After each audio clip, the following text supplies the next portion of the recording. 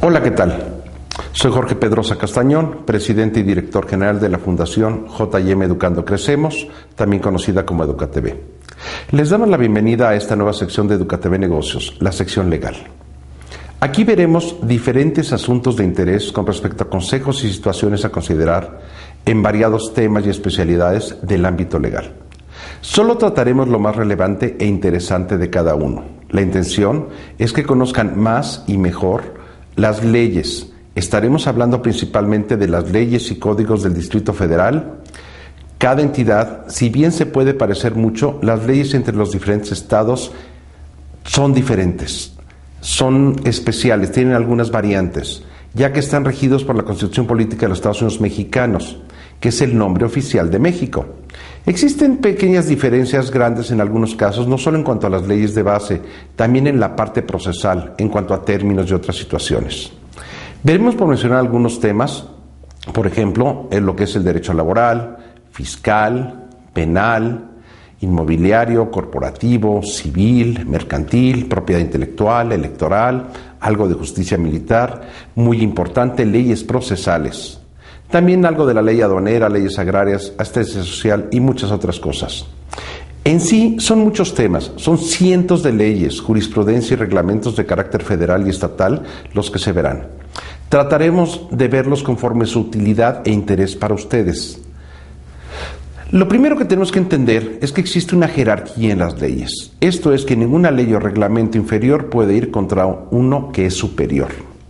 El superior, lo más alto, lo más importante que tenemos es la Constitución Política de los Estados Unidos Mexicanos. La vigente fue promulgada en 1917. Independientemente de las modificaciones y cambios que ha sufrido en sus casi 100 años, a partir de su creación y promulgación y entrada en vigor, sigue siendo la Constitución que nos rige hoy día. De manera gráfica, utilizaremos la pirámide de Kelsen, un eminente jurista, abogado, juez y catedrático de Harvard, de origen checoslovaco, que desarrolló lo que llamó teoría pura del derecho. Esta pirámide, la cual están observando, indica cómo son las variaciones muy a modo general que han regido y se han tomado de base en el mundo para esto. A grosso modo tenemos el siguiente orden en México.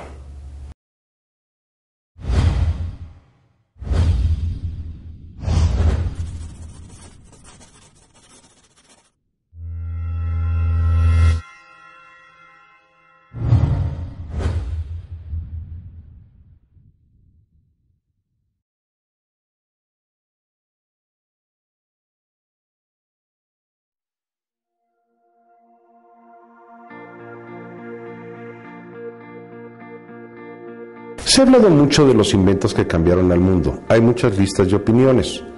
Nosotros empezaremos hoy con el tema que consideramos más relevante, la comunicación. La comunicación en todo sentido ha sido el elemento con el cual se ha desarrollado la humanidad de manera avanzada, y en orden cronológico tenemos.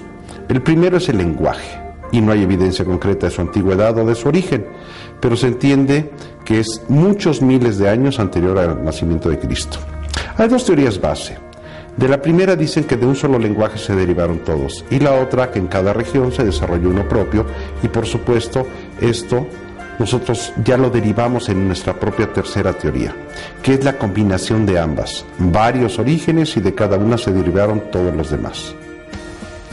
La escritura se considera que apareció 7 milenios antes de Cristo en diferentes culturas y empezó como símbolos, pero ya con cierta lógica, con cierto orden, no la pintura rupestre. La rueda, 3500 años antes de Cristo. La imprenta por el alemán Johannes Gutenberg en 1449.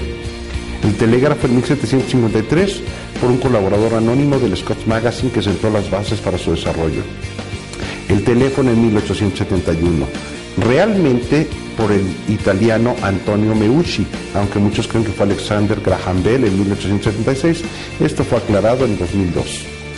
La televisión fue inventada en su diseño básico en 1884 por Paul Julius Gottlieb Nipkow, en Pomerania, hoy Polonia, pero ya más cercano a lo que conocemos hoy día fue John Logie Baird, un escocés, en 1926. La radio en 1895 fue creada en Italia por Guglielmo Marconi. El Internet se atribuye a J.C.R. Licklider del MIT o Massachusetts Institute of Technology en 1962, aunque la WW o World Wide Web estuvo disponible al mundo hasta los 90. El teléfono celular o móvil empieza con los famosos radios en los 40, durante la Segunda Guerra Mundial, desarrollados por Motorola. Y este mismo oficialmente desarrolla lo que conocemos como teléfono móvil en 1984, hasta llegar a lo que ahora es el teléfono inteligente o smartphone.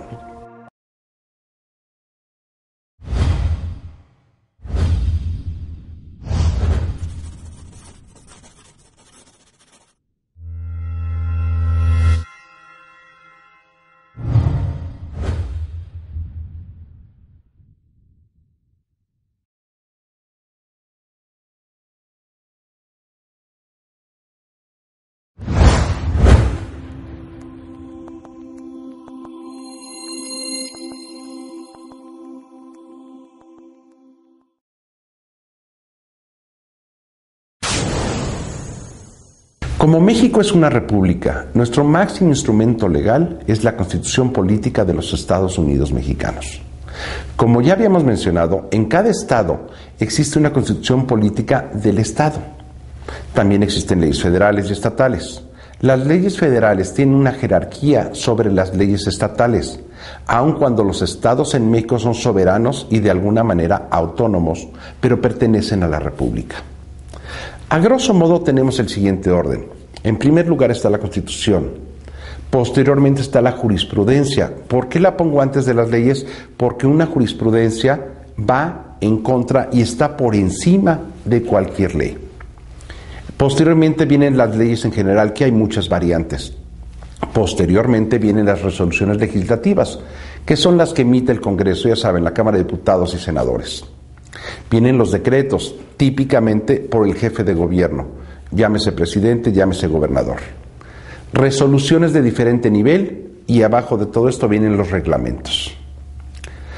Muchas veces nos vemos afectados por situaciones que consideramos injustas. Les recuerdo que justicia y ley no necesariamente se llevan mucho. Las leyes imperan sobre la justicia. Y ni hablemos cuando vienen actos ilegales y abusos de autoridad. La justicia no tiene nada que ver en esto, no tiene ninguna culpa. Recordemos una cosa muy importante. Una cosa es el derecho y otra es el hecho. Veremos muchas veces que el sistema judicial hace cosas que no necesariamente son legales. De hecho, algunas son ilegales y o anticonstitucionales, que es peor todavía. Para eso existen procedimientos, obviamente legales, para defenderse. Y el más comúnmente utilizado es el amparo o juicio de amparo.